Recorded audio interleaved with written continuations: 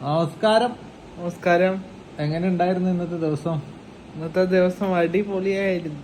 സ്കൂളിൽ സയൻസ് ക്ലാസിന്റെ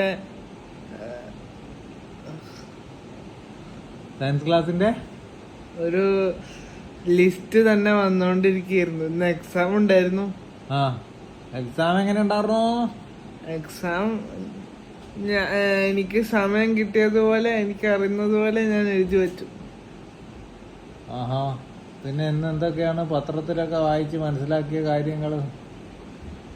പത്രത്തിൽ നമ്മുടെ പ്രിയപ്പെട്ട സഞ്ജു സാംസൺ CSKയിലേക്ക് വരുന്നു എന്നൊരു വാർത്ത കണ്ടിരുന്നു. അത് ശരിയാണെന്നാണ് എനിക്ക് തോന്നുന്നത്. CSKയിൽ സഞ്ജു വന്നാൽ എന്തെങ്കിലും കാര്യമുണ്ടോ? CSKയിൽ സഞ്ജു വന്നു കഴിഞ്ഞാൽ കാര്യമുണ്ട്. കാരണം ഒരു ഭാവി വിക്കറ്റ് കീപ്പർ നമുക്ക് കണ്ടെത്താൻ കഴിയും. ധോണി ഇപ്പൊ ഒരു സീസണും കൂടെ മിക്കവാറും കളിക്കാൻ സാധ്യതയുള്ളൂ. ഈ 2026 കഴിഞ്ഞാൽ സഞ്ജു CSKയിലേക്ക് വരുന്നതോടെ സഞ്ജു തന്നെയായിരിക്കും മെയിൻ വിക്കറ്റ് കീപ്പർ.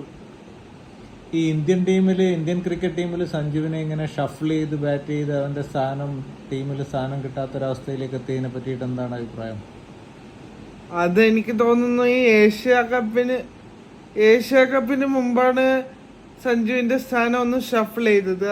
അത് ഗില്ല് വന്നോണ്ടായിരിക്കണം. ഗില്ലിപ്പോ വൈസ് ക്യാപ്റ്റൻ ആണല്ലോ. ഗില്ല് എനിക്ക് തോന്നുന്നു ഒരു 2 ഫോർമാറ്റ് പ്ലെയർ ആയി കളിപ്പിക്കാനാണ് എൻ്റെ ഒരു അഭിപ്രായം. കാരണം ഇപ്പൊ ഈ സഞ്ജു ഈ IPL-ലും വേറെ KCL-ലും ഒക്കെ ടോപ്പ് ഓർഡറിൽ ബാറ്റ് ചെയ്തപ്പോഴാണ് നല്ല ഫോമിൽ ഉണ്ടായിരിക്കുന്നത്. മിഡിൽ ഓർഡറിൽ ബാറ്റ് ചെയ്യുന്നത് ഒരു നല്ലൊരു ഓപ്ഷൻ അല്ല എന്നാണ് എനിക്ക് തോന്നുന്നത്.